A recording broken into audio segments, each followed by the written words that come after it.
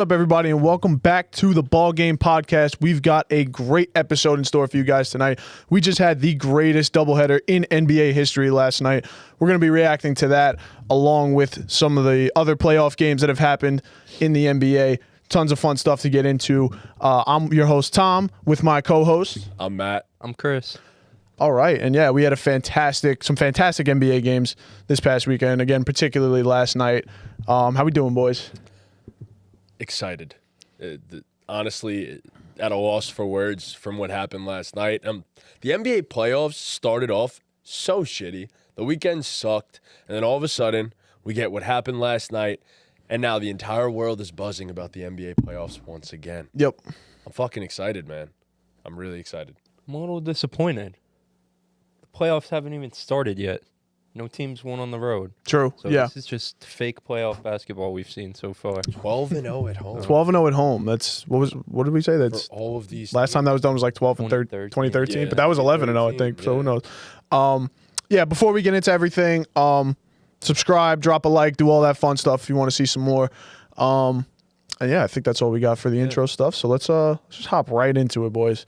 That was the greatest doubleheader in NBA history, as I said.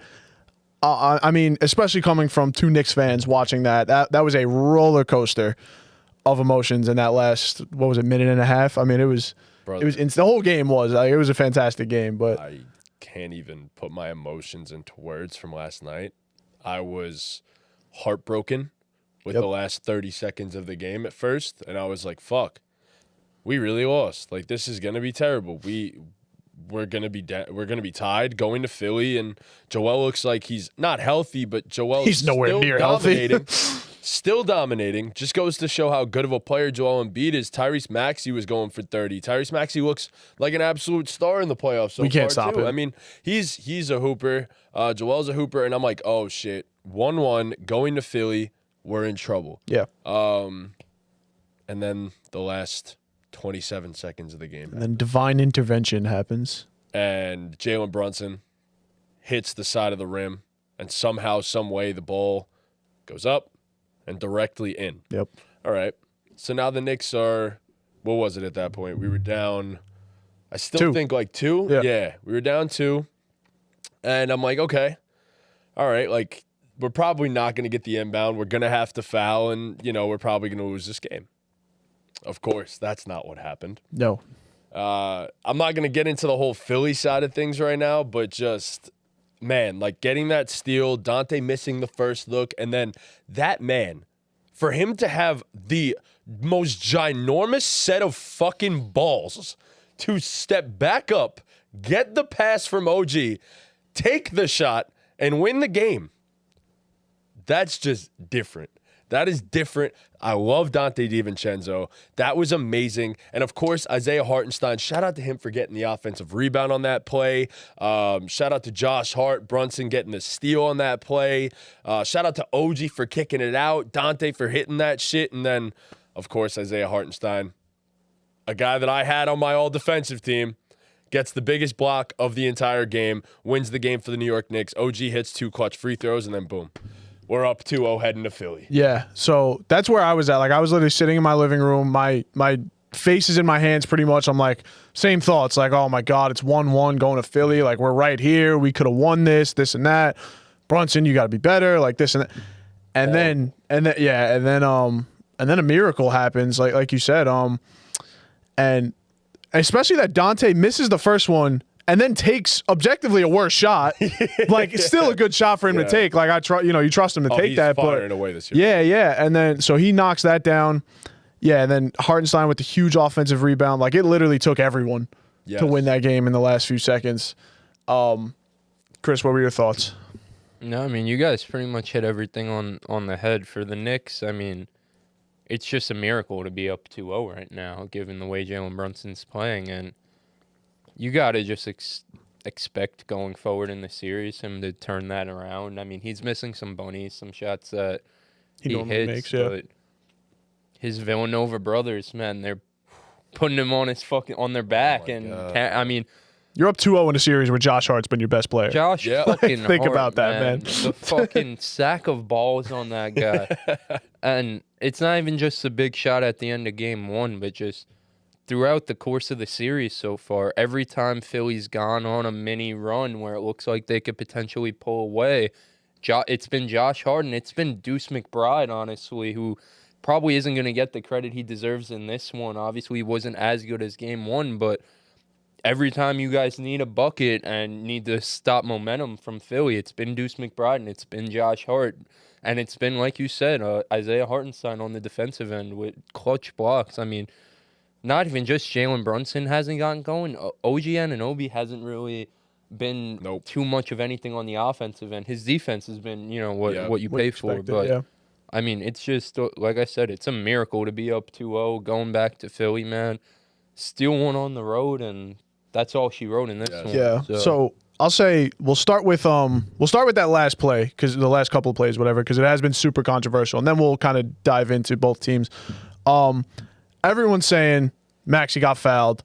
Nurse called a timeout. Personally, I've watched the play dozens of times since it happened. What I saw was it comes across our Twitter feed. Yeah. Maxey pushes Josh Hart. Yep. Brunson does grab his jersey, and then when Maxey gets the ball, I don't see a foul anywhere. Nothing. It's just he kind of fumbles it. Hart gets a hand on it, and he falls to the ground. And Nick Nurse is hesitating to call a timeout. And then I think when he does, the ball is either on the floor or they're fighting for it.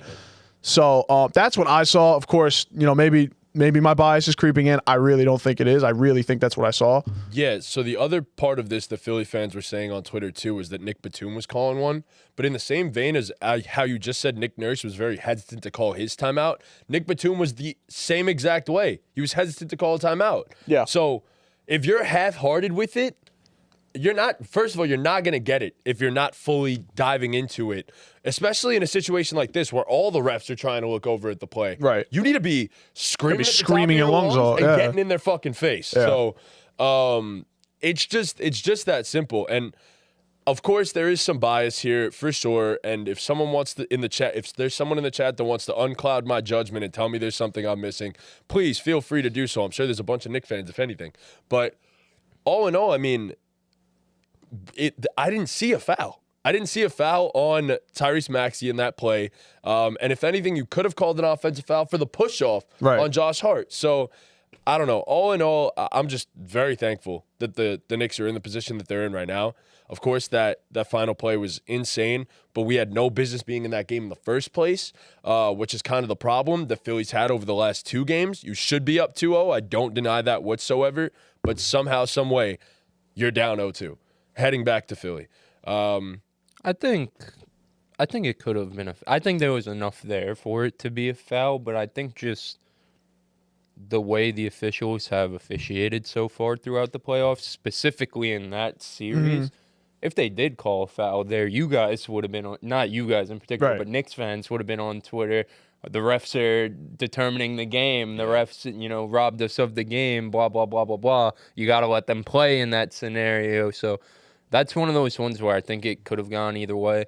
Yeah. Again, calling timeout isn't, putting your hands together. I'm sure he was screaming to call a timeout. The refs just probably didn't hear him. And like I said to you guys before we started the show, if you can't get the refs' attention to call a timeout, then you didn't call one hard enough. Like you gotta call that shit. And also the refs do have to be alert for that in that scenario too. Like you got to be listening for that and keep your peripheral vision on the sideline for that. But so I think overall the refs could have been a little bit better, but I mean that's just the state of sports we're in right now. The officials are kind of iffy in all major sports right now. But I'll start it off on the Sixers. I'm disappointed. I'm disappointed in Nick Nurse, and I hate to be that guy, but I'm pretty disappointed in Joel Embiid. I mean, the fourth quarter stats, the thing that stands out to me the most is, I'll pull it up right now.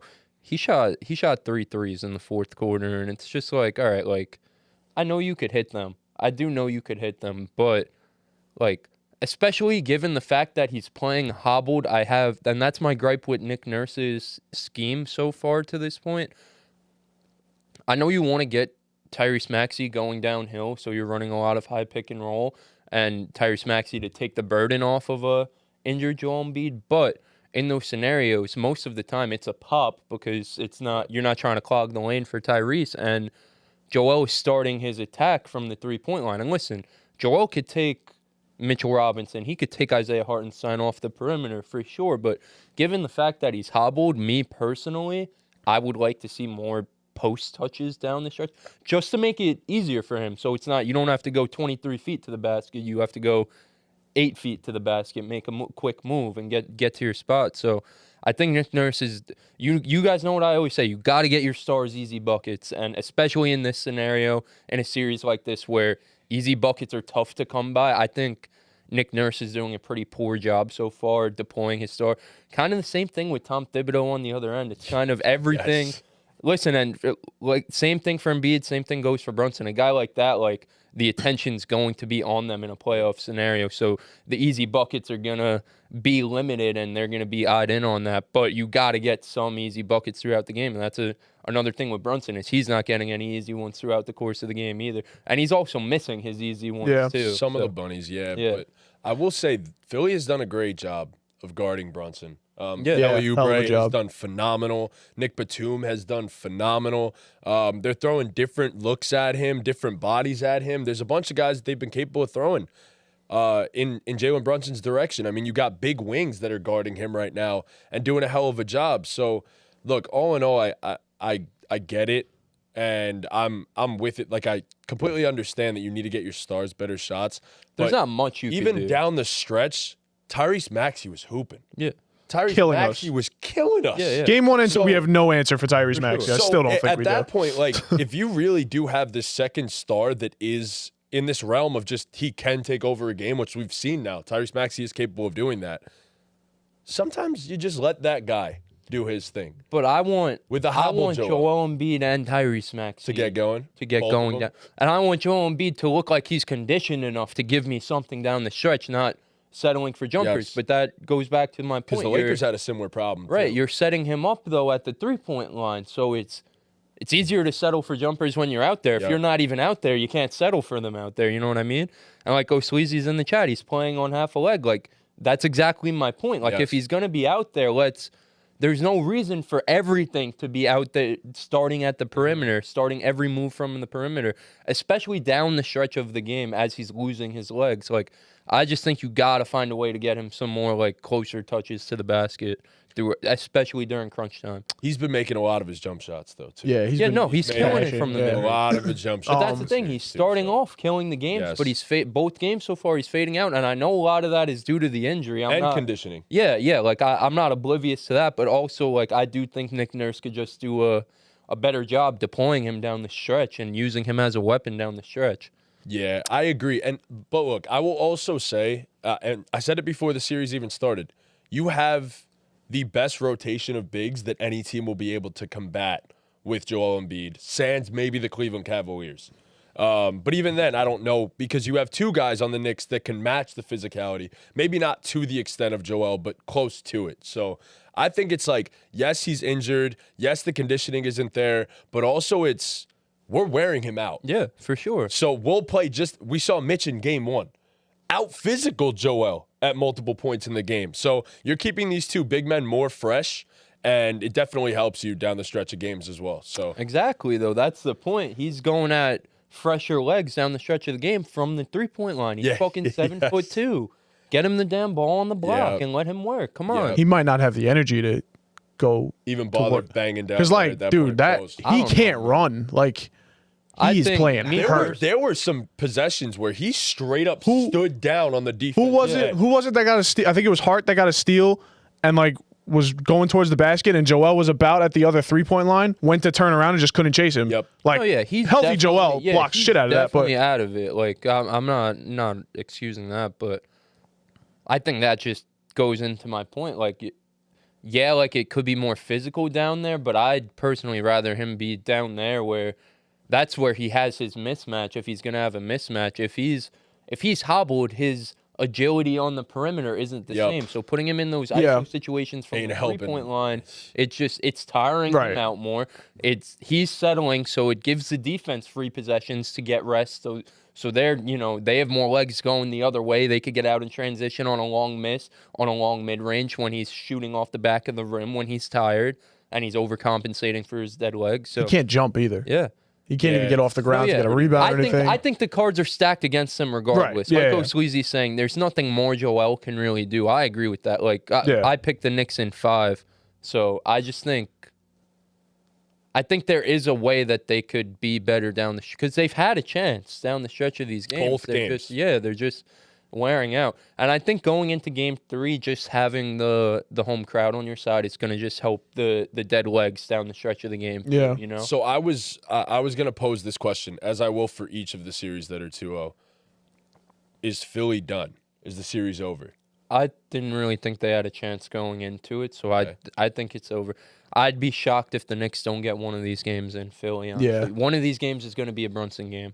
Has to be. Yeah. I have to agree And with that. I don't know if Philly, again, given how Joel Embiid's looked specifically down the stretch of these games, I don't know if Philly has enough juice down the stretch for a big Brunson game. No. I think game 3, the Knicks are going to get the brakes beat off them. I think I we can get see blown it. out in game can see 3. it. But then I think we come back in game 4 and potentially win that one, which I'd love because I'm going to be there. Yeah. But I agree. I think the series is... I do think, though, it's coaching, it's execution down the stretch, but I do think there's a route for Philly to make this competitive. Yes. Like, we've seen it through the first 2 games. They could hang in there, so... The other problem for Philly is you have no one outside of Embiid and Maxey giving you any sort of Oubre can't score.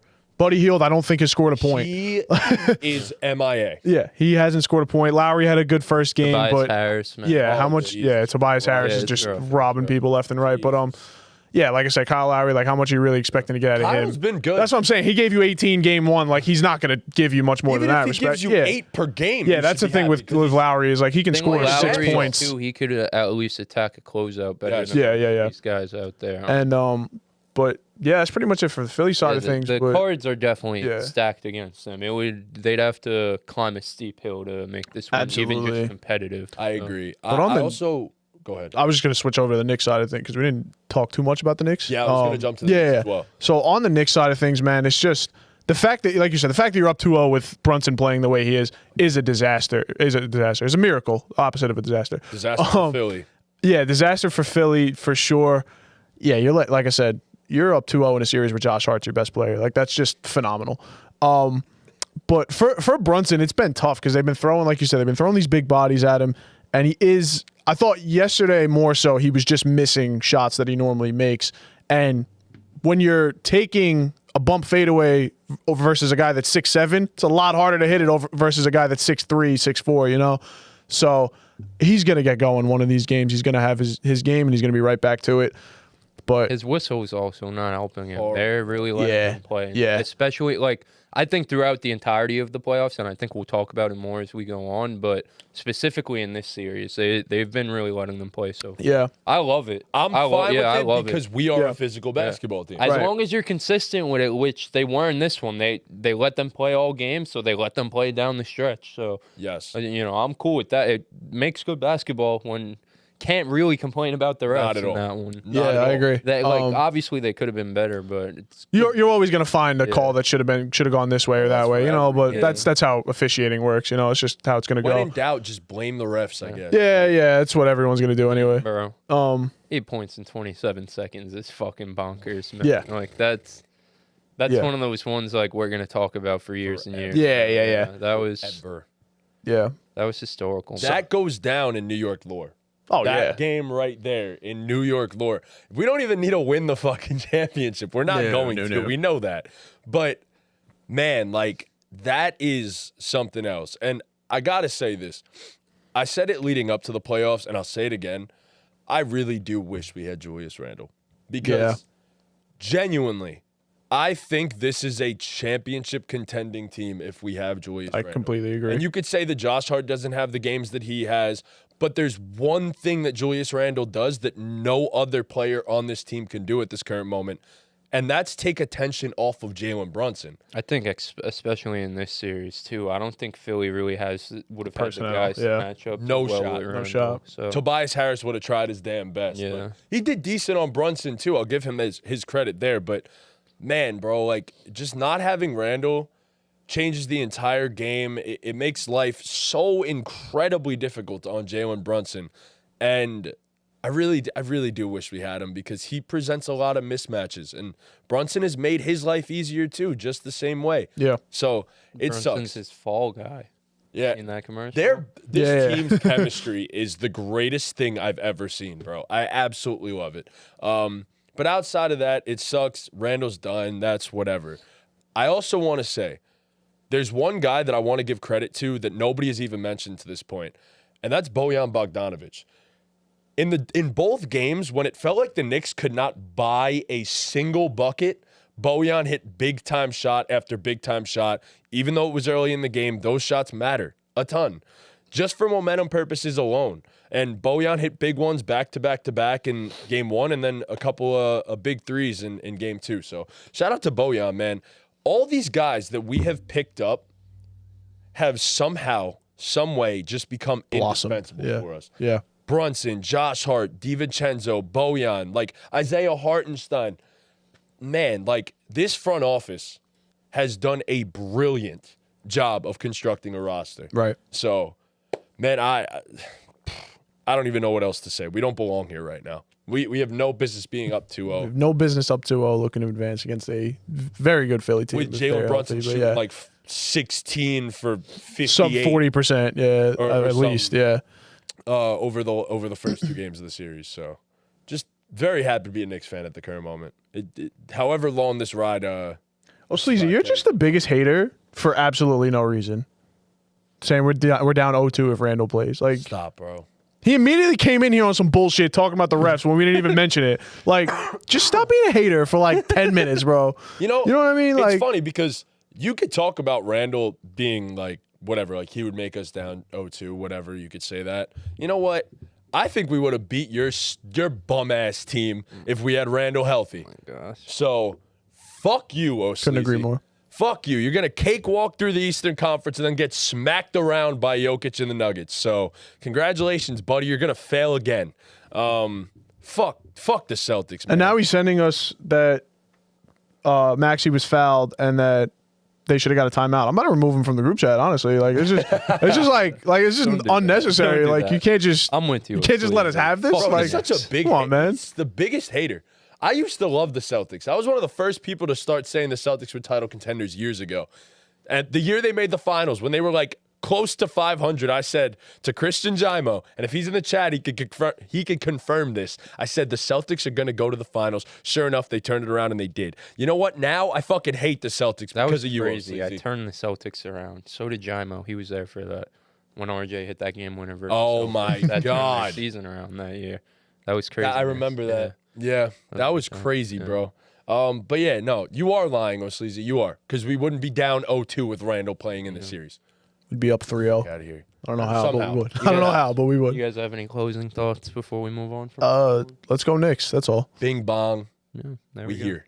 Yep. In the Western Conference, man, the Los Angeles Lakers got off to a storming hot start in the beginning of the third quarter in this one and ended up blowing a 20-point lead and losing 101-99 to the Denver Nuggets on a Jamal Murray Tissot buzzer beater in the NBA. What are our thoughts? How could the Lakers potentially make this a series? Or can they? Is it even possible? How can they make this a series? This is over. If you don't win that game, how do you win a game? You are up 20 with 10 minutes left in the third quarter. You lose that game, you're not winning one. I'm sorry. Listen, I love LeBron. We all love LeBron. But the man can't win everything by himself. Like, he just can't. He needs some goddamn help out there. I mean, I know D'Lo actually had a pretty good game, a great bounce back game. AD had a great game, but they stopped going to him down the stretch, and that doesn't make a lot of sense to me. But then I see that Darvin Ham's on the sideline, and that immediately goes out of my head. But then Austin Reeves, non-existent. Rui Hachimura, non-existent. Like, you can't have that against Denver. Like, you need all your guys playing at their best, and it's just not happening for the Lakers. The only like refreshing thing this time around is that last year we were talking about after every game they lost, we were talking about how the Lakers could win the next game. Now everyone's just kind of shifted gears into, man, Denver just might not lose, and they just can't lose. So yeah, this series is over. They're done.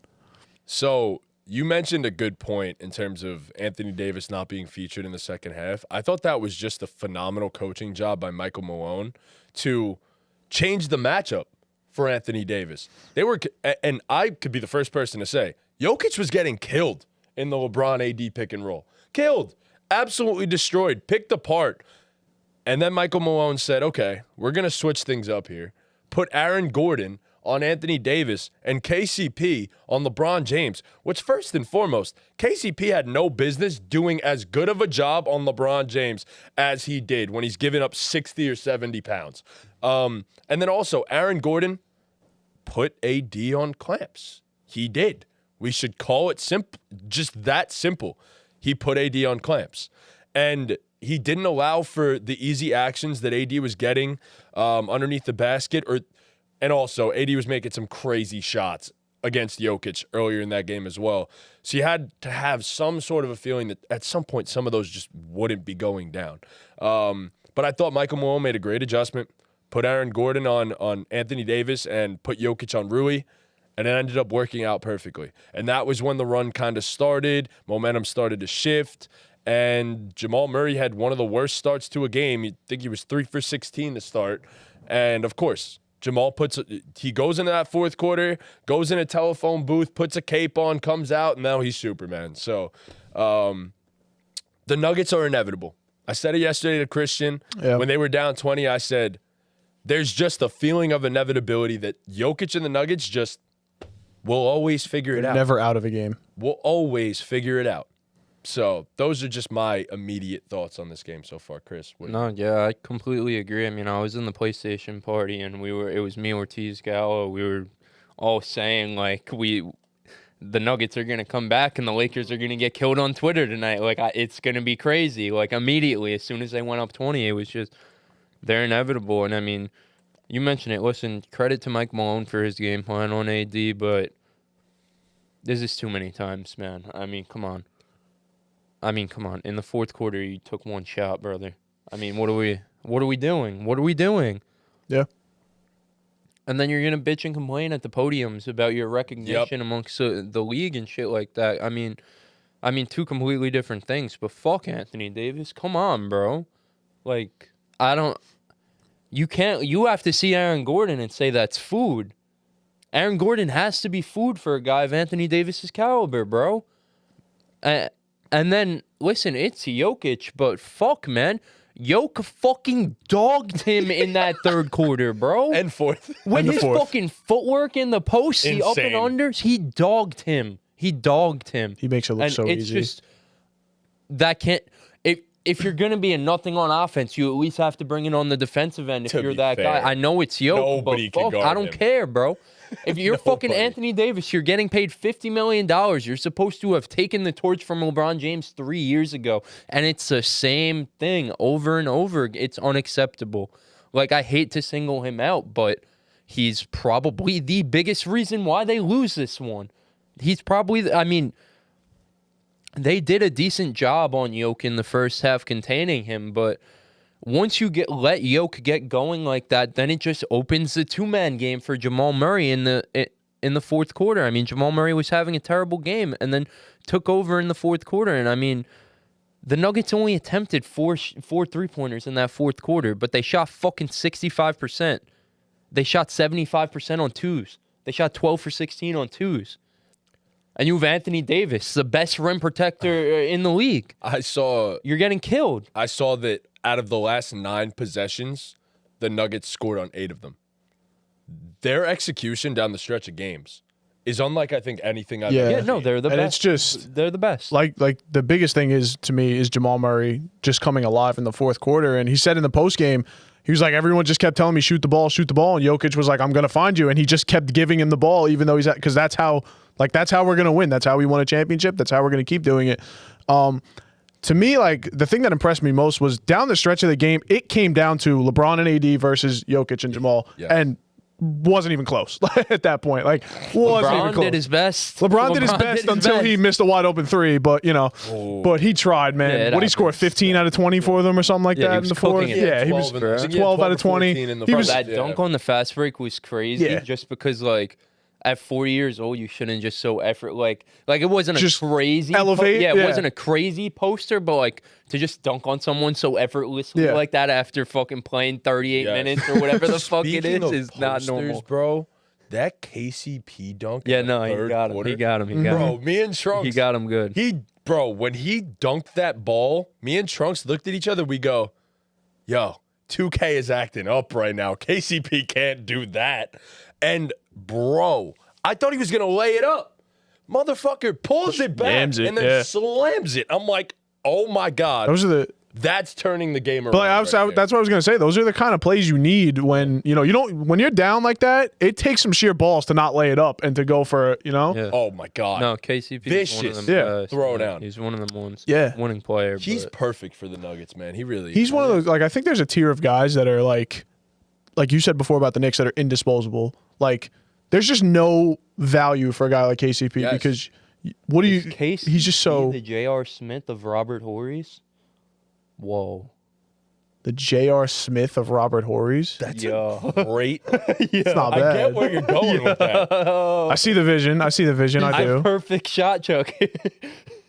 He's just a He championship. used to be a shot. He's not even a shot chucker. Nah, he anymore. plays with it. You know who's a now. fucking shot chucker? Michael Yeah. Porter Jr. was- That crazy one. play That was a crazy was one. insane. Where I don't know how Jokic gets the ball to Oh Aaron my Gordon. God. Aaron I Gordon don't know what finds Jokic Porter. was thinking, What was he man. doing? I don't know what I don't know Jokic what was the fuck thinking, that and then was. Porter gets it. There's literally like 3 Lakers right around him. It just fucking pulls it. Right? He That just pulls fucking- it. Bro, there was a fast break where MPJ had like a cutter, and I forgot who it was.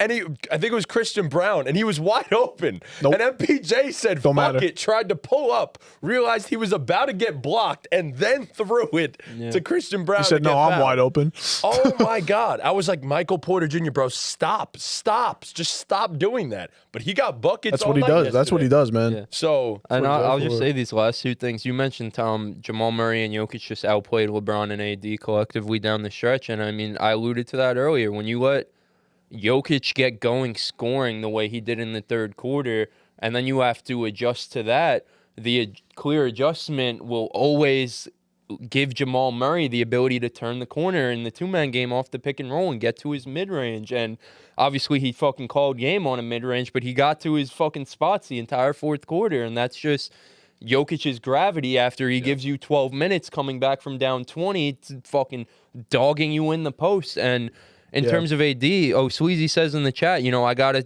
keep my same energy and say you got to get your stars easy buckets, so I got to criticize Darvin Ham. And for sure it's a Darvin Ham issue, but also this is kind of a LeBron and AD issue.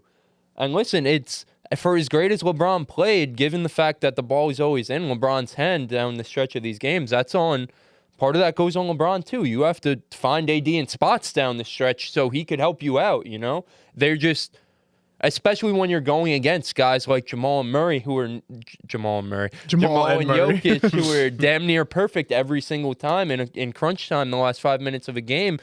LeBron, you have to get AD involved. AD, you have to be aggressive. Darvin Ham, every action has to involve those two. Less than 5 minutes left in the game. I don't want to see fucking D'Angelo Russell in a pick and roll. Respectfully, I don't want to see Austin Reeves in a pick and roll. Every action has to be LeBron and AD. The same way with the Nuggets. Every action is Jamal and Jokic. Bro, and their Lakers- execution. Lakers fans on Twitter were like, "Oh, all the Nuggets are Jokic and Jamal Murray merchants down the stretch." Good.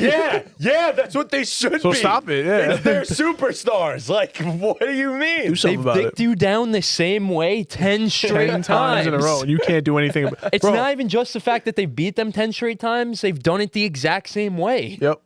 It's just every time Jokic puts his back to the basket, it's points. And against Anthony Davis, like, he's literally just bullying him, turns around, hook shot, nothing crazy, AD did and just phenomenal for 2.5 quarters. and that's And not then enough. As Jokic soon as said, they went "Whatever you down did for those 20. 2.5, I'll do better. For Yeah. I one mean, and it a was half. Throw it a out. clinic in that third quarter. His fucking post footwork. It was Hakeem Olajuwon-esque, This is what I'm bro. trying to tell y'all, bro. He This was dude cooking is him. different. No, I know Jokic is different. He's a so dog. different. He's a dog, bro. I mean, there's not really much adjustments the Lakers can make. It's just execute better on both ends of the floor down the There's stretch one. of a game. There's one. Spencer Dinwiddie shouldn't fucking see the floor Yeah, why is he on the court? ever again. They Ever really again. fucking took a victory lap when they were like, oh, we've been dog shit all season. We didn't make a move at the deadline, but guess what?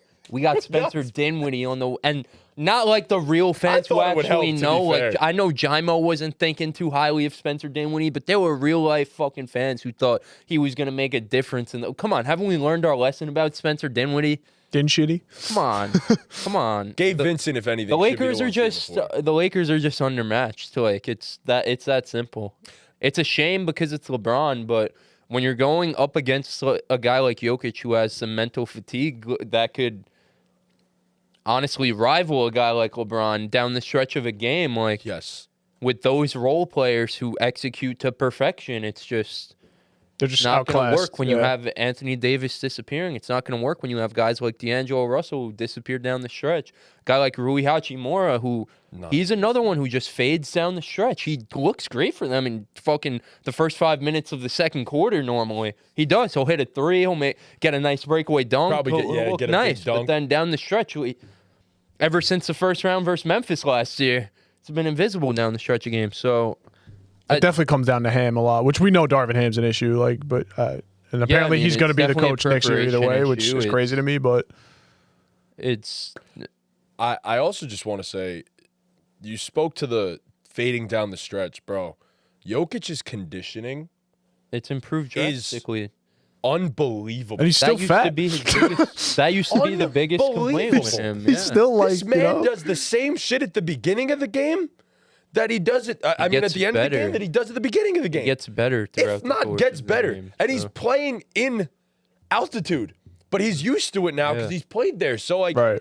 it's 41 minutes, and in the fourth quarter, you are playing 5 times better than you played in the first, bro. Yeah. That was the other thing with the Lakers is I know the altitude is an issue, but the only guy that didn't look gassed was a 40-year-old man. Yeah. Yep. That's a Nah, problem. he even looked gassed at times. He too. did, but like not like the other. Like D'Lo's hands were on his knees. Like he was struggling. He was Anthony the only Davis was reason that struggling. game didn't flip even worse. Yes. Yeah, exactly. So, Yes. um, LeBron, for people giving LeBron shit, saying he's LeChoke, bro, they wouldn't have been there if he didn't hit those shots before that. It's just tough that he, Yeah, he it missed a would've been wide wide. open three, bro. Butt-ass naked. yeah. Wide Best need look that. he was. Yeah, you he'd need probably that one. gotten all night. You're not getting a better look than that. Yeah, down the that stretch. one. Need that one. Definitely needed that. I'll one. close it out to say again, kind of the same thing that I said about the Sixers.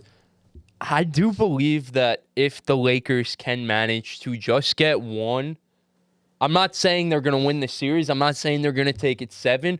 But if they could at least get one, They might be things able to could get another one. Potentially get interesting. Potentially. I think that's just common sense. Like, I don't know what I'm even trying to say, but I get what it's I get what you're trying LeBron to say. James, so I'm not going to completely count him out. I can't say he has no chance. It's LeBron. So I'm going to say if they could get one, things could maybe potentially get I think when he could, Brother, if I they think- sweep them.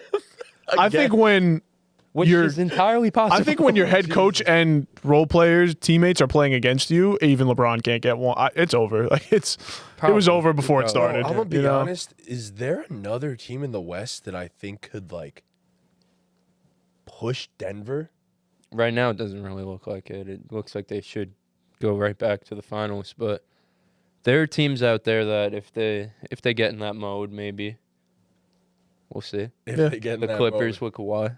Yeah, potentially. The Yeet. the Yeah, the Dallas Clippers will Mavericks. make it out of the first round. The Dallas Mavericks. Yeah. Yeah, I mean, Yeah, it's probably over. Yeah, my closing thoughts are: if you don't win the game, you go up 20. Yeah, You're not they winning probably one. Needed that one. Probably needed that one. They definitely did. That Yeah, was definitely a- needed that I think one. LeBron's 1-1. gonna come out though in Game 3, and he might go for like 45. We might just get one of those. Thought he'd do that in this game. Nah, Nah, wasn't that he time. needs the home crowd. He needs the home crowd. They went up 20 first, and then he was like, "All right, I don't have to." You know? Yeah. Yeah. If it was a close game the whole way, who knows? Yeah. But nah, in front of LA, LeBron's. I think they might get game 3. I think I might, like, if I had to make a pick, I might pick them. Game Get 3 too. Bro, they have to get, 10 in a row. But it's crazy. But dude, that You know what's that even crazier? loss- 12 in a row. Yeah, that loss is just such a Heartbreaker, yeah. defeating Heartbreaker. loss that it's like, how do you come back from I that? don't know. I know LeBron will be fine. I agree. Like, I know Those other LeBron, guys? you Well, know, D'Lo will be yeah. fine. There are Right. not Austin a lot Reeves of be dogs on fine. that team, man. No. There's not. Yeah, no, There's not. they're pretty much fucked. And then you look at the Denver Nuggets, and they're all dogs. Everyone is They're the dogs. kennel. Yeah. Yeah. They are the kennel. Oh, No, my they're God. pretty much fucked. We could talk about the other game from last night. I think this would be pretty brief. Another team who looks pretty dead in the water. The Cavs beat the Magic. Listen, we all said before we started the show we didn't really even watch. There was just a better game on. The shit's just, we knew this one had potential to be the NBA TV series that we just don't watch. Toss to And the side, yeah. the Magic really, Franz Wagner is not going to be a threat on the perimeter. The Magic really, with the Cavs interior defenders, if you can't stretch the floor, then No it's one's a really- threat on the perimeter for Yeah. Orlando. And Donovan Mitchell, we've seen it time and time again, him in the playoffs. One of them ones. Yeah, I mean, I think he only finished this one with 23, but he started the game That's all he had to insane do, in the first quarter. Yeah, he gets going. Garland's come around these first 2 games, so I don't think the Cavs look like a real threat, but they're handling business. Mobley's looked great. So. Paulo with 15 turnovers through 2 games too, bro. It's a rough It's one. rough right when now. you don't have spacing around you. It's a real rough one right now for Orlando. Yeah. But I'm happy that Jalen Suggs wasn't seriously injured on that play Yeah. too. So that's about the only bright spot I have for the fucking Magic, to be honest. Like I really don't know what else to say. They're cooked. Yeah, This they're probably offense getting is swept. Yeah, disgusting. this offense is, Yeah, probably won't be watching game 3. Nope. yeah, Nope. respectfully. Probably. They can win, and I still won't care about the series. Yeah. So, but Evan Mobley looks improved. So that's Yeah. cool. That's cool. That's big for them. So that's big for the Cavs. But yeah, we can move forward. Sorry Yeah. to anyone who Be good, cares guys. about Sorry. that series. Yeah, we could move on to tonight's games. But before we get into tonight's games, I have to give a huge shout out to our partners over at Underdog. If you guys don't know, Underdog is the best daily fantasy sports app on the market. And if you guys use our code BallGame, you'll get an 100% deposit match up to $100. Again, use our code BallGame. We're doing a playoff challenge, as you've seen maybe on our Twitter or our Instagram, with Underdog picks. We're tracking our picks. We're only doing 1 pick each, so we're making one entry pretty much. You guys could ride or fade our picks. Probably fade, but I was going to say, it definitely is a gotta- challenge. We, as a team, we have a losing record at the current moment. Yeah. Because Yeah, of so- me. I'm 0-2. yeah. So currently I'm 1-1, Tom's 1-1, and Matty J is 0-2. So Bounce back tonight. our picks for tonight, I'll get it started. I'm taking. Sorry, I forgot Josh, how much look it at was. Josh Hart's jacket real quick. I'm taking Luka Doncic higher than 33.5 points. It's a no-brainer. It's a no-brainer. It's a big bounce back for Luka tonight.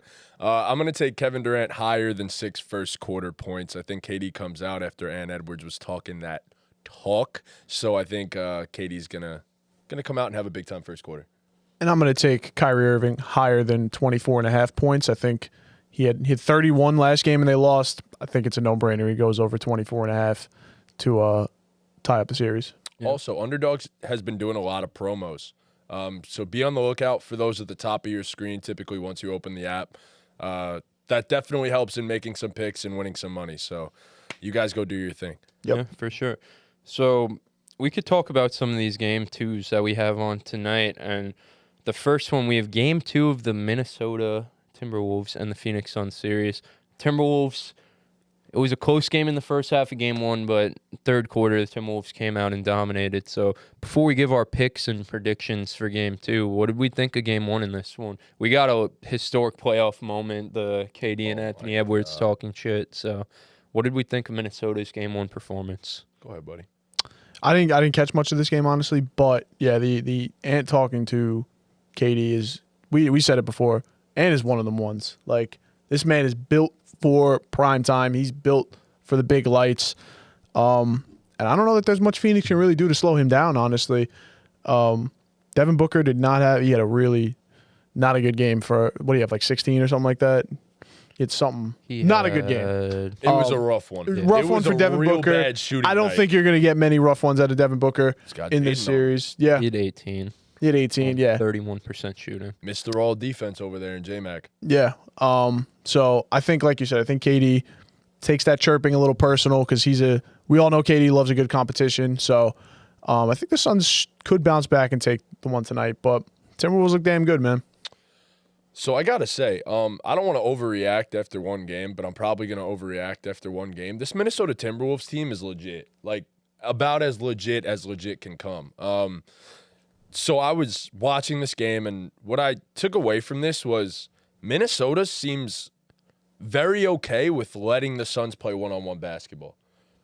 They have the defenders to take care of it. Rudy Gobert was moving really well in space. They tried to take advantage of him, but he looked exactly as the Defensive Player of the Year should look. And I was super happy to see that. Karl Anthony Towns, yes, he got cooked by Kevin Durant. Yes, KD had a great shooting night. But he did everything he possibly could to make life difficult on KD too. So I just got to say, Timberwolves defense is about as legit as it gets. Yes, the Suns are going to have games where they're going to make ridiculously tough shots, and I expect that to potentially happen tonight, to be honest. But the Timberwolves, even with a horrific Mike Conley shooting night, which doesn't often happen, usually the steady hand at point for them, still got Anthony Edwards to go crazy. Karl Anthony Towns had a very efficient night. Rudy Gobert, 14 and 20, I think it was. Just a ridiculous night from him. And then you have Naz Reid off the bench, who also comes in, gives you a scoring punch. I was concerned their offense wouldn't be good. Their offense looked incredible in the first game. We'll see what happens. I mean, look, it all runs through Ant. In the end, if that man is not cooking, they might be in some trouble. But Karl Anthony Towns, some encouraging signs from game one. I was a little concerned about him come playoff time, but he only took like 9 shots in this one. But he was incredibly efficient, did what he had to do. I expect that to potentially go up as they focus more on Anthony Edwards. So I loved game one, every bit of game one from the Minnesota Timberwolves. And this was the problem I expected with the Phoenix Suns. Their ISO ball, and that's that. So, yeah, I mean, you pretty much hit everything on the head. Like I said in our preview, I was most excited for this series in terms of X's and O's standpoint, and Chris Finch clearly won the coaching battle in game one. And I have in front of me Minnesota for 7 minutes in this game used the lineup of, so you mentioned Mike Conley wasn't that good. Coaching advantage, Chris Finch. 7 minutes they used the lineup of Ant Edwards, Gilgeous-Alexander, Walker, Rudy, Naz Reid, and Jaden McDaniels. They won those minutes 25-12, so a plus 13. In those minutes, they had an offensive rating of 192.3. Nikhil was awesome. For those of you who don't know what exactly offensive rating is, and maybe you hear it and don't exactly know, it's your points per 100 possessions. So in those 7 minutes, like with the ratio and everything, in 100 possessions, the Minnesota Timberwolves would have scored nearly 200 points, which is absurd. All-star game yeah, absurd. So like you mentioned, Anthony Edwards, we know he's been up to the task come playoff time, did what he had to do in game one, and this is a little segment I wanted to add for the playoffs. I'm going to call it Chris's Coaching Corner for now. Maybe I'll change it. But just like I said, I'm not a fucking expert. I'm not Danny Hurley or Greg Popovich. But just I wanted to just give a segment and point out something small coaching-wise, maybe a question for you guys and how a team could adjust. But Chris Finch gets the spotlight for this one in game one because I think a lot of people would have thought going into this and said, ooh, they have this all-defensive player in Jaden McDaniels. Well, the thing about Jaden McDaniels is he's so long and athletic, he's the perfect matchup for a guy like KD. But Chris Finch said, fuck all that. KD's he's a mismatch for anyone. It doesn't matter. I know when Edwards said they have KD, well, we have Jaden McDaniels, but KD's a mismatch for even Jaden McDaniels. So we said, fuck all that. KD, you could go get yours. But we're going to bother Devin Booker with length. We're going to bother Bradley Beal with Anthony Edwards' physicality. And that's where they won the game. I mean, Kevin Durant started this game on a heater, but if Devin Booker and Bradley Beal can't get going down the stretch, then it's going to be tough for Phoenix. And then Chris Finch, again, spotlight on him, very comfortable switching Rudy Gobert out there. And Rudy Gobert, you gotta give him credit when he does show up. Obviously, that's the biggest knock on him. But when he's out there being switchable and holding his own out there on these elite scores, you got to give him credit. So I thought Chris Finch, excuse me, I have mucus. Chris Finch was phenomenal in this one, but I will say, to piggyback on my Chris's coach's corner, my adjustment for Frank Vogel would probably be I want to see more point KD. Like we saw in Brooklyn when guys got hurt and shit. Because obviously this team lacks a true point guard, and it's been Devin Booker for majority of the year. But with that length on him of Jaden McDaniels, not only is it tough for him to score, but it's tough for him to read the defense and see angles and make passes. So KD, with a guy like Cat being the primary defender on him, listen, KD's not a LeBron James, Luka Doncic playmaker, but we've seen KD, especially in the playoffs, when he has to get into that lead playmaker role, like he's done it very well for stretches. So I think personally, I want to see more of KD bringing up the ball and initiating the offense, and I think that's kind of a way to counteract what Minnesota's defensive game plan was. Make them have to put a guy like Jaden McDaniels on you. You know what I mean? Abuse that, like, and listen, Cat was up for the call. He was physical on the offensive end, set the tone early, and he held his own for the most part defensively. Naz Reid was incredible out there defensively too. And all three of the bigs, when they had to go out there and guard on the perimeter, were incredible. But I think personally, if I was Frank Vogel, my coaching adjustment would be make those bigs have to work on KD even more than they were in game one. Get KD in space as much as possible. Make KD dictate what Chris Finch does next would be my adjustment. You know, because if Minnesota could just keep deploying the same game plan that they did in game one, then it'll be a quick series. Yep. So the Suns have to do something to get, because Minnesota did exactly what they wanted. They had a game plan, and they executed it perfectly. So Phoenix, there has to be some adjustment to get them out of this game plan and get them uncomfortable. So I think getting Kevin Durant in space, letting him be a playmaker, running high pick. I don't just mean high pick and rolls, but high pick and rolls at like half court with KD, and get Nurkic in the action. I've praised Nurkic all along. I thought he was perfect for this team for his short roll playmaking. So get that screen as high as possible. Get Nurkic to make a decision in a 4-on-3. Let D-Book spot up a little bit. And that'll even just get D-Book going down the stretch. Because, again, D-Book in this one, what was it? No, and it's going to be tough to get easy ones with Jaden McDaniels, but there's always a way to get some easy ones throughout a game. All he needs is one. Yeah, right. Early. Get some early ones throughout the game, and I think that comes off the back of Kevin Durant's playmaking. And listen, for as great as Kevin Durant was scoring in this game one for the most part, I do think like it's a big burden, and I think that is the blueprint to beat them. So he has to step up even more than he did in game one. I agree. It might have to be an old-fashioned classic Kevin Durant carry job to get behind this one. So yeah, I mean, to piggyback off that, I completely agree. And then for Minnesota, it's just they have so many versatile defenders on this team now. Like, if you're going to have Naz Reid, Karl-Anthony Towns, and Rudy all defending well in space, Phoenix is finished. Yeah. Finished. Like, you could chalk it up right now. I don't care what you do in terms of adjustments. Your plan was get these dudes to defend in space. And if they're going to do it at a high level all series, you're cooked. You're done. And I want to see what happens tonight. I want to see how do you get your guys easier shots? How do you – and I think the Kevin Durant high pick and roll, get it started as far up as you possibly can.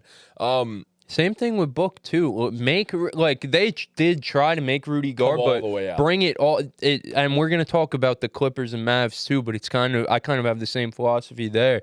Bring that fucking screen up and make these bigs who have the reputation of not being able to guard out there, make them have to do it. Yep. Make them have to do it. So. But also the T-Wolves rotations. Yeah, no, they're impeccable. Gilgeous-Alexander, Walker. Phenomenal. I have a question for you guys. Who would you rather start your franchise with? Gilgeous-Alexander, Walker, or Terrence Mann? What a crazy question. It's a good one, though. That is a good one. Nas been great for the Timberwolves. I was about to say, I think I trust the jump shot of Nikhil. Shit, we've seen Terrence Mann score 50 on jumpers and layups. I was going to say, didn't Terrence Mann have like 37 in a playoff game or something like that? Close to a 40-point playoff game. On Rudy, actually, funny enough. Yeah, I'll take that, man. They're both guys who seem to have, in their young careers, elevate every time they get in a playoff scenario, so... High-energy guys could defend at a high level. It's just what they do doesn't get credit in a regular season platform. Yeah, no. Right. And then you see them on national television, and it's like, holy shit, like he's really impactful. Yeah. He doesn't need to score 20 to impact the game. Nas fucking great. I'd probably take Nikhil. I would probably take Nikhil. it slightly. Just like it's ever close. so slightly, yeah, ever so slightly. it's close. I think he's also a more capable ball handler. But yeah, it's I love the both of those guys. Josh Hart, same thing. These are the guys that it's I'll like take you Josh don't Hart. notice them until they're on this national stage, and then it's like, wow, holy shit, like they are so impactful in the small parts of the game. So yeah, I mean, this is gonna be a fun one tonight. I'm very excited to watch that game. I'll have the Rangers on. I'll have this on. I'm so invested tonight. It's gonna be a great night of basketball. For sure. Moving on at 8:30, we have the Pacers versus the Bucks. Damian Lillard, 35-point first half in game 1, 0-point second half in game 1. Some guy had him to go over 35.5. I saw on Twitter. Brutal beat. Brutal, but, yeah. I mean, in this one, Doc Rivers had a fucking game plan. It was get Dame going early, and when it's not Dame, Chris Middleton in the mid post and let him make a decision. And for as great as Dame was in this one, Chris Middleton was fucking phenomenal, which is such a great thing to see in game. Like I've always thought, I think we could all agree, he's probably the key for them. As much as I said that last pod. as much as Dame has to get going with Giannis there, if you could have Chris Middleton giving you consistent buckets as a number 3, it definitely changes the outlook. So just to get both of those guys having such a terrific, not just a great game, but a terrific start off the bat, build some momentum. I mean, as much as we shit on Doc Rivers, you have to praise him for his game plan going. He cooked offensively. Bobby Portis was awesome. That's what I was just gonna Awesome. say. Yeah, Bobby Portis was fantastic in this Awesome. game. And He got, I think it was Isaiah Jackson on him, like 3-4 possessions in a row, and just fucking bullied him. Like Jumpers over him, like anything he wanted. Like Bobby Portis was looking like Michael Jordan out there. It was crazy. yeah, when these guys get in that groove offensively, they're nearly impossible to stop. Tyrese Halliburton had 9 points. Bro. That's despicable. I'll jump on that in 1 second, but I think it's beautiful for the Bucks to be getting this time without Giannis. I think it's huge for them because I think it's also once Giannis comes back. Well, first of all, you just bought him another game. That's first and foremost. If you could win tonight, you might buy him the damn whole series. Yeah. You might buy him the damn series. And then when he comes back, I think the beauty of it is if you win this series and you buy Giannis a whole series or just a few more games, whatever it is, you don't need to bring him back as this guy who's going to give you 35 a night. You bring him back as a screener, as the most dominant role man in the entire NBA because you got Dame and you have Chris Middleton, who are two elite, not just good, elite pick and roll ball handlers to either make a big-time mid-range shot, a pull-up 3, or throw a lob or a pocket pass to Giannis. And then you have him on a short roll to kick out the shooters as well. So I just think if they have figured things out defensively, because everyone was defending incredibly well in this game too, the Bucks might be here. They might be here to stay now too. Or even Pat Bev was out there like giving hell. Yeah, He was playing great, I man. love him. Love so Pat Bev. much, Yeah. bro. absolutely love Pat Like, Bev. yeah, it's What a fucking guy, man. it should be interesting. I mean, Siakam had a great game. He's one of the more underrated like playoff guys in the the only NBA. guy Like, that he's came just to play. he's the only guy that came to play, and that's something I don't even think we really talked about. Was there are so many guys on the Pacers that have no playoff experience, Yeah. and it's glaring. Yeah. Like I don't think you get 9 points from Tyrese Halliburton again, but could I see him struggling for the series? Yeah, sure. He should- Miles you know? Turner should not be taking 17 shots. This dude Yeah. wasn't even looking at the rim, though, Tyrese. Oh I my mean, God, he turned around on one play. Yeah, it's just like, bro, like, come on, man. Like, I don't want to be the fucking dickhead who just criticizes a guy in his first playoff game, but come on, man. Be better. Be better, bro. Like, I don't know what you want me to say. Fuck you, Tyrese Bro, Halliburton. TJ McConnell scored more. Bro, but that's the thing because he's refusing to look at the rim. Like you say, you have fucking Miles Turner chucking up 17 of them things. You have TJ McConnell coming in and he's gotta score now. Right, TJ McConnell's a guy who likes to set the table, but he's like, fuck it, no one's scoring, I gotta. Tyrese Halliburton, you're not gonna shoot the ball. Fuck it, I got it. So it's just they looked severely overmatched. Like you mentioned, Tom, they looked severely unexperienced. I don't really think they got a chance, and that pretty much sealed it there. I actually feel the same. Like, I don't, it's 1-0, and they could win tonight for all I care. I I just think Dame and Chris Middleton is enough. Yeah, that's all they needed to see, I think, was one game. If they got off to a slow start in game one, I think we could have had a conversation about it, but they started off like that. I'd expect them to continue and keep up this. Dame just reminded everyone. Yeah. He just had to remind everybody real quick. All it was man. you just need Chris to stay healthy. Yeah. That's it. Needed that one, man. Needed that one. And they look dominant. Yeah, I don't have much analysis on that one. I just think the Bucks are the better team. Yeah. I could put it simply like this: Tyrese needs to be aggressive. Yeah, Needs that's to come their out only aggressive. chance. Absolutely. Needs to stay aggressive. Pascal is even if he's the guy for the Pacers in this series, you still need Tyrese to average a pretty efficient 20. Yeah. For the remainder of this series Absolutely. to even have a shot. So, Miles Turner, you're not shooting 17 times again. Because if you do, you're losing. You're losing. You're simply going to lose. Yeah, go ahead, shoot 17 times again. Go ahead. So that's all I really got to say about this series. Yeah. Man. Yeah. And then to cap the night, we have game 2, probably the most anticipated series. The Clippers and the Mavs. The Clippers took game 1, 109-97, but that score is as deceiving as a score could possibly ever be. I mean, one of the worst first halves of basketball you'll probably ever see from a team ever in the history of basketball, honestly. In 2024, I mean, shit, they barely put up 30 points. They shot Dame had more. Yeah, Dame put up more points in the first half than the Mavs. That's fucking insane. Shot sub 25% from the floor. Luka, I think, was 1 for 7 from 3 in the first half. I don't want to keep my analysis super simple stupid because I'm a Mavericks truther, but there's just no way they play a half of basketball that bad ever again. There's just no way. Yeah, it can't get worse. When you score 30 points and a half, like there's not much analysis that needs to be done. It can't get worse. I was about to say, I don't think there's too many adjustments I'd really make.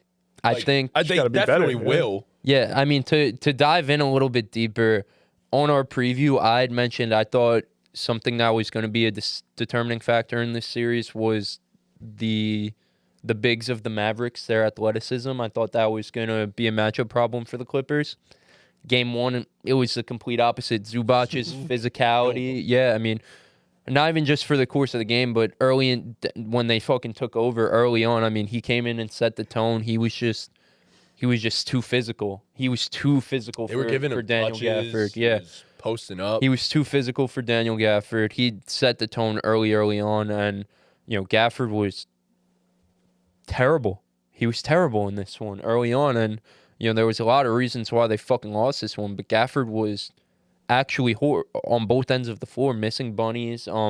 He tweaked his ankle, I think, early on, maybe in the beginning of the second quarter, whatever it was. And then James Harden, man. I mean, James Harden got going early, and that was pretty much it. And listen, I'll criticize him just because I dick ride him. I got to keep the same energy that I keep for some other guys. I mean, Luka has to be better defensively. I mean, shit, we know you're gonna get burned sometimes one-on-one, but if you're gonna listen, it's fucking James Harden. I don't have a problem with a guy like Luka Doncic getting cooked by James Harden one-on-one, but if you're gonna get cooked, you better sprint your fucking ass off in rotation, man. You better fucking sprint your fucking ass off and run these guys off the 3-point line, bro. And there was just no effort there. And listen, the Mavs didn't play any meaningful basketball for 11. They were probably the most rested team because they were sitting their guys out. They kind of knew them, and the Clippers kind of both knew where they were for a while. So I'll give them a little bit, but I mean, and then a coaching discrepancy. Simply, Ty Lue had his guys prepared, and Jason Kidd did not. And again, part of that goes on the rest thing. I don't think the Mavs were just ready for this one, but I mean, you gotta. The simple adjustment is just come out of the gate fucking stronger.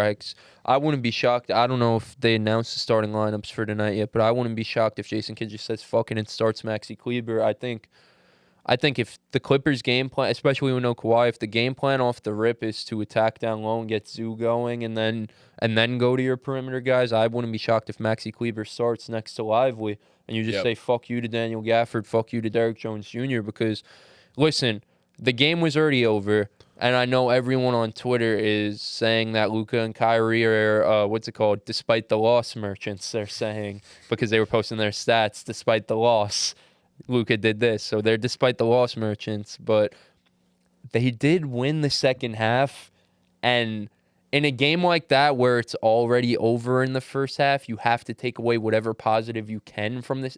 Anything that works in the second half of a blowout like that, you Right. have to try at the beginning of the next game. And I thought Kleber was honestly their best big in rotation between Lively, Gafford. He's good. Yeah, a good basketball Kleber's player. good. I think, you know, we talk about both these teams being some of the best teams in terms of going small in the NBA, but from what game one looked like, it looked like the bigs are going to be super crucial in this series. So I think we might see a lot of PJ Washington at the 3 and lineups of Luka, Kyrie, PJ, Kleber, and Lively out there. So if Zubac is going to play like that and set the tone, like you got to go big, because Zubac is.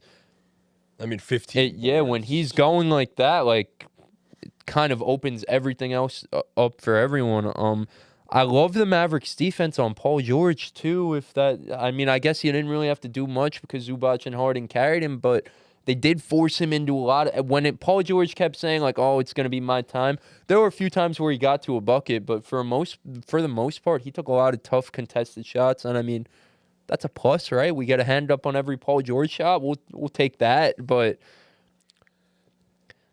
to me, it's not much analysis. I expect, like I was saying about the Suns, I expect them to raise the high pick and rolls, because if Zubac is going to kill you on the offensive end, let's fucking tire him out on the defensive end. So I expect them to bring the pick and roll higher and let Luka was settling for a lot of threes. So bring the pick and roll higher, give Luka a chance to get downhill more and create at the rim, at the basket, kick it out to shooters. But again, I just like lazy analysis, but I don't expect Luka to ever start a game that poorly ever again. And I don't really expect the Mavs others to play that bad ever again. Maybe they could play bad, but I don't think that bad. 30 and a half bad? They looked like they didn't really. That's not happening. Yeah, they again. looked like they kind of forgot how to play basketball. They were very Yeah, indecisive on the kickouts, and when the few times they did get the Clippers in rotation, it was very indecisive decision making. It's so funny because during that run that the Clippers went on, where they just completely took over the game. First of all, shout out Russell Westbrook. Brought the full intensity in this game. He was phenomenal. The defense was amazing as well. But it actually looked like when the Mavs shot the ball, nobody thought it was going in. They were nervous. Not a They soul. were nervous. Not bro. even the dudes shooting thought there was a chance that thing was going in. They looked terrified. Yeah, they looked scared of the moment, and I'm sure they'll come out with more intensity. They'll look better in game 2. What does that mean? I have no idea. But again, like, look, it's the same thing as the Giannis situation too. If the Clippers could continue to buy games for Kawhi to sit out, the Mavs are in trouble. Like, you give them another game, you're in trouble because now you know Kawhi's going to be coming back and potentially too, and you're going to be down. So it's once the Mavs win a game, I think Kawhi will be back. I mean, for the Mavs, like, listen, for as much as they got clowned on Twitter and as much as they got their ass handed to them, you win tonight, all that goes out the window. Yeah. You steal one on the road, you did your job. You take one on the road, you did your job. That you fucking shot 30, you scored 30 points and a half. Who the fuck cares? So I expect them to come out and take care of business tonight. Does that mean they win? I'd like to believe so, but they'll at least keep it compact. I'd be shocked if this isn't a close game down the stretch, you know, and down the stretch, I'm going to ride with Luka and Kyrie 10 times out of 10. Those are my dogs for life. We're like Alvin and the Chipmunks, the three of us. We're like you know. Maybe you're the big they need. Shit. You're Me and Theodore? Luka in the pick and roll, bro. It'd be like what everyone expects Luka and Jokic to be like when they're going to team up. That's what me and it's Luka would be like. inevitable, right? Like, it's going to happen at some point. Shit. Like, I the wonder where. will be. Go to Utah, play with Lauren Markkinen. Luka, Laurie, and Jokic. That's what we Hey, need. Utah. Fuck it. Why is that in Utah? Danny fuck it. Ainge can make it happen. If Denver- anyone's going to make it happen, it's Danny Ainge. Nah, bro. Jokic is a Denver lifer. I can tell you, Luke ain't gonna be in Dallas for much longer if the Clippers win this series. Yeah. He's coming to New York. Yeah, I mean, I don't think you guys have much else to say about this one either. No, he pretty much. So, I'll just close it on this. I think this playoff run is, and I hate to put it like this, but this playoff run is very indicative of whether this version of basketball that Luka Doncic plays can legitimately win in the NBA. I'm dead serious when I say that. Not taking a shot at the player that Luka is, but we have these conversations about how Luka could be the best player in the world and all that. Time to show it. This is the time to show it. I know you've made the conference finals, but this is the time to show it. Yeah, you're not wrong.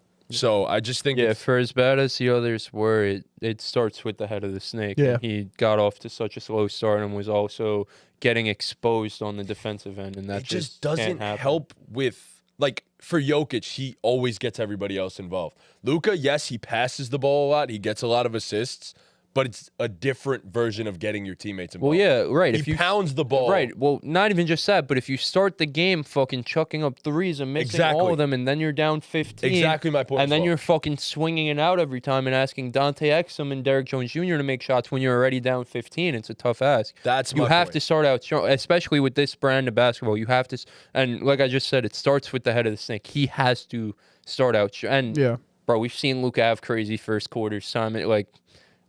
What did he do to the Suns in that elimination game in the first quarter? Like, we've seen Luka have first quarters like that time and time again. There's not a doubt in my mind that he's going to come out and dominate this game tonight. He's definitely still going to need some help from the others because the Clippers are well coached. That's what I want to see. But yeah, can you get your guys involved early? We know you could get yours. Yeah, like Jokic does that better than I think anybody. But I think that's. For Luka's style, Jokic could get his different style. Jokic could get his guys looks whenever the fuck he wants. For Luka, it's kind of indicative on him getting going early. Like, he has to start going, and that opens it up for everybody else. So, shooting 1 for 7 from 3 in the first half. It's not gonna do it. And not even just the shooting percentage, but like, bro, you're fucking Luka Doncic. Like, let's get that. I know this year he's not as efficient at the rim as he was in, like, I think it was 2020. His rim numbers were crazy, and he's settling a lot more given the fact that his step back 3 shooting splits. I was about to say his crazy. 3-point percentage spiked. Yeah, it's crazy, but let's get downhill. Bro, make Zubac work. Bring that pick and roll up. Let's get downhill and get that switch as much as you can get that switch, settle. Man. It's very simple. To me, it's very simple. If you raise that screen, you're going to get that switch or at least put Zubac in drop and make him have to make a decision and make these other guys get the same way the Clippers got the Mavs in rotation pretty much at will with James Harden penetration, Terrence Mann penetration. Luka and Kyrie, you guys got to, for as great of tough shot makers and three-point shooters as they are, got to get downhill and, get the defense in rotation, get them moving. But yes, I agree. I think they got this one. I'd be pretty... At least if it's not, I'd be shocked if they get fucking blown out again. I don't think they'd get I at blown least out. expect them to keep it close. I think they could come out and be a totally different team. Like you said, but given the goes out fact window. that Paul George didn't have that great of a game, like Paul George could have one of those games, and it's not we even could be like looking. Harden really. He went off early, but then he was quiet. 28. I think that's this the best he could fucking the best, but like he played. I don't know. Shit, man, he's really not the same guy. I know he'll get to the rim when Luka's guarding him, but he really just made a shit ton of threes. How can we really rely on James Harden to make a shit ton of threes? No, but we could rely on PG to pick up whatever PG James will pick Harden up. leaves. Yeah, I think PG will pick it up. Norman Powell had a very quiet night. 20-something minutes. The Clippers have fucking guys. I just personally, I don't think Harden's gonna have a shooting night like that. I'd be pretty surprised if he has.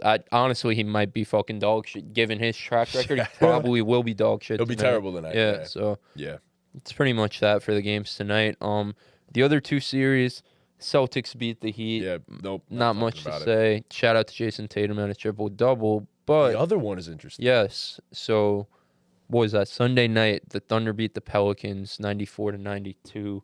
Shai Gilgeous-Alexander in the clutch, man, and won. And what a fucking game this one was. I just got to give a shout out to fucking J-Dub. I love him now. Mm-hmm. He's up there on my... I wasn't always a big... And I know there are J-Dub, like, truthers. So, like, I'm not... Truthers. Yeah, I'm not going to claim him on from Twitter. You guys, but I'd like an invitation to the fan club just for the simple fact of he barked at the crowd like he was fucking awesome. Kyle Stusin, bro. Like, Shout bro, out Kyle Stusin. He said, Did you see why he did it? Did you see what he said? No. Bro, after the game, he goes, I straight up got picked up by Jonas Valanciunas with the ball. He was like, I didn't know what to do but bark. So he was like, I had nothing else I could do. That's just fucking sick. And this environment was just, I mean, we were texting about it in the chat. The Thunder had the whiteout shirts. I said in the chat, every playoff game should require the home Yeah. team to give out shirts, and if you don't put on the shirt, you're kicked out. You can't stay at the game any longer because it just aesthetically makes it look so Adds much an better. element, The yeah. whiteout with the it was, and obviously OKC fans have been itching for playoff basketball. We know that's one of the best playoff environments. So just from the opening tip, it was freaking electric in there, and just to see these guys throughout, obviously it's a long series and maybe potentially a long playoff run for OKC in their case, but to see these guys throughout the course of the game kind of shake off the jitters of it being their first playoff experience was pretty cool. Even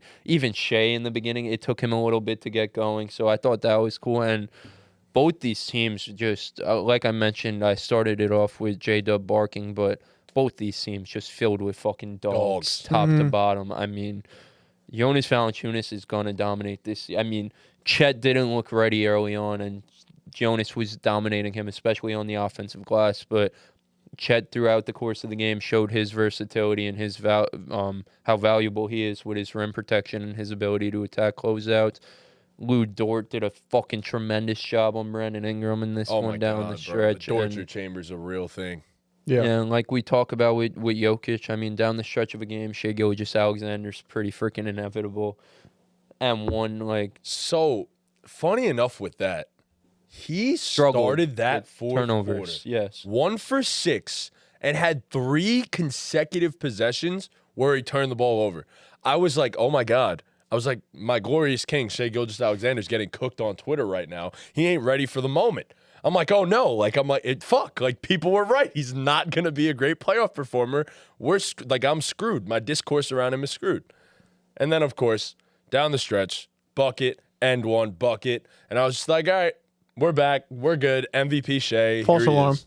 I was like, there we go. We're good. Yeah, I mean, the Pels are cooked without Zion. I mean, it's just that simple. True. First of all, Pelicans, what the fuck are y'all doing? Taking those 3 terrible threes on those offensive rebounds. They had every chance to win this game. Couldn't do it. Great defense by Cason Wallace on the last possession. He jumped, gave up that open 3. That was bad. Give him all of Josh Giddey's minutes, bro. That was Give bad. Him all of them. I agree with that statement. Oh my God. He was fucking incredible, Cason. He's awesome. Wallace, He's dude. awesome. He's Aaron perfect. Wiggins, bro. Aaron Wiggins is, bro. Like, he's cool on this OKC team, but I want him to get out of there so bad, bro. Because They got so many rotations. Aaron Wiggins with a real fucking role would fucking blossom, bro. He is so... Aaron Wiggins is fucking nice, bro. He's nice. He's like a $20 million per year type of guy. He's that fucking good. Also, He's a stud. I love him. we talked about how Mark Daigneault is the coach of the year. Bro, how about the balls on this guy to play an 11-man rotation in the playoffs? And his comments after the game were, well, I mean, it's what worked for us in the regular season. Why would I change it right now? He's like, Yeah. I felt like the flow of the game called for all 11 guys. They all produced in a way. And he was like, and I felt it was important to get these guys some minutes. Even big Jalen Williams only got like 7 minutes, hit 2 threes. Yeah. So just that was huge for them, Man, especially like- against a team like New Orleans, who could throw so many different Yep. lineups at you. So both these teams just have so many counters to everything. You're going to see a lot of different guys playing different. Trey scenarios. Murphy is another one of those guys. Sick. I love he's Trey gonna Murphy. be, Sick, he's going to be a stud, sick. a real stud for this team. This is, Sooner rather I mean, than- shit. This is the moment, bro. Like, I think Trey Murphy could really be one of those guys. If he's gonna break out, like no Zion, Bi It's now, struggling, yeah. like if he could, have a series and they could keep this shit competitive, like he could. This is a time. If you're gonna break out, like this is the fucking time for it. So that's definitely something to keep an eye on. Yep. Brandon Ingram, I expect to be better too. Will they win this game if he's better? He's been bad. Bruh, you got the torture chamber on you. Like, it's going to be rougher, especially given the fact that he's clearly not, like, 100% healthy, but there's no excuse. No one's 100% healthy at this point. Yeah.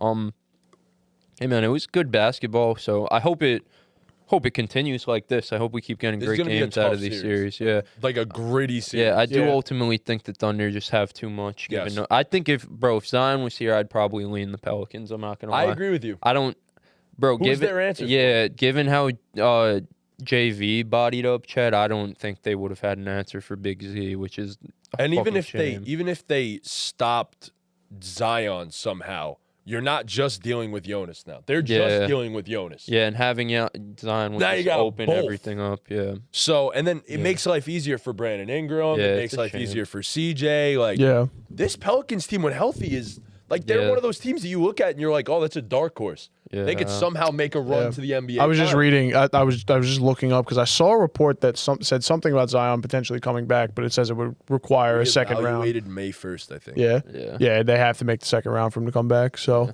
that ain't happening. But good basketball is good basketball. True. It was a fun game. Yeah, for sure. Always like great that. Game that comes down to the wire. CJ loving McCollum these got a NBA good playoffs. look at it too. I would have liked to see him not get the ball poked away, maybe gotten a better look, but he got him in the air and got a pretty Kaysen, clean, don't jump. Yeah. got a pretty clean look at the rim. So Don't jump, Kaysen. Don't jump. Yep. It's been great basketball. Yeah, it's been some Yesterday cool- made up for it. Yesterday definitely made up. Yeah. Tonight's game. Yesterday should- carried. I'm excited.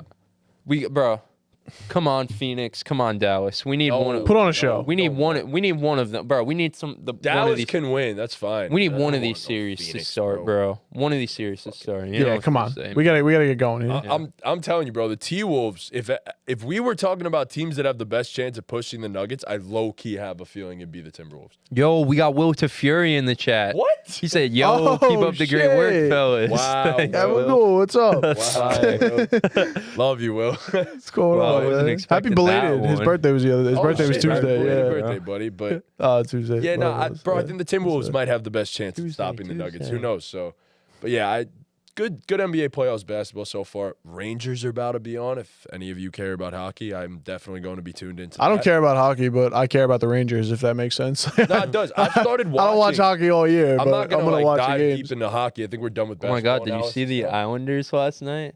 Bro? That No, was what happened? crazy. They were up like 3-0 3-0. with like 10 minutes left in the third period, and the Hurricanes pulled their goalie and fucking won in regulation. Bro, they had like 2 goals in I think like 12 seconds. Oh my was God. insane, Or bro. some shit. It was Fuck They crazy. the didn't even Islanders. fucking come back and force overtime. I don't They know just why, straight but up fuck won the that shit in Islanders. fucking I don't get it. Yo, regulation. R.I.P. to Jason Pickles, bro. That man. Last night, I texted him after I heard that the Islanders lost.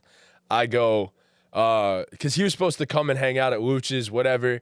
And I said to him, I go, are you pulling up so I could shit on you and your poverty fucking hockey franchise? And he's just like, I'm disconnecting for the entire night. Like, he's like, I'm turning off my phone. I don't want to hear from anybody. So, yeah, I mean, tough night for the Isles. But Rangers looking to go up 2-0 and potentially win a cup this year. So I've loved playoff hockey. I'm not going to lie. I've actually started watching all the games recently. Bro, playoff hockey is a different animal. It's amazing to watch. So you want to talk about dogs. Everybody on an NHL roster on the is a ice dog. is a dog. So yeah, fun to watch. Fun to watch. Imagine us sitting and trying to clear a fucking trivia board for hockey like we do the trivia. I wouldn't get one. We'd I'd get I Wayne wouldn't get a Gretzky. single one. I'd get 24 Wayne Gretzky. Yeah. Wayne Gretzky, and that's it. But shout out to Matt Rempe Matt for getting Rempe. a fucking goal, man. Yeah, Trunk says in the chat that the Thunder have been barking all season. That's their thing. I know they've been barking in the post game interviews, but J-Dub deadass fucking got fouled and or whatever it was and fucking barked at the crowd, bro. Literally He Stewson went style. into the crowd and said, Yep. like, bro. Yep. They're awesome. They're an AAU team. I said this last time. They are an Yeah, a people say I see that on AAU team. Instagram. That's what they are. Sick, bro. So Yeah. NBA playoffs are NBA playoffing right now. Is Yeah. what they're doing. The So I'm playoffs are excited. playoffing. That's Yeah, a good they're way to put it. delivering. Last Yeah. night was really crazy. Last night was Last night was insane, really dude. crazy. Last bro. night was the greatest Doesn't basketball feel real, experience of my bro. life. Yeah. The greatest basketball experience of my life. So Yeah. I'm All right. excited, man. Well, see you guys. All right. Well, thank you guys so much for watching. Please be sure to leave a like, subscribe, hit that notification bell, follow us on all of our socials, cop a BallGame 1K hoodie. We are on the road to 10K. Help to get us there. We're so close to 10K on TikTok, so please be sure to go follow on there as well. More content coming, especially some trivia, and I know TikTok's been loving that. So enjoy the NBA playoffs, everybody. Enjoy the NHL playoffs, everybody. Enjoy And life. With that, any NFL draft too. Have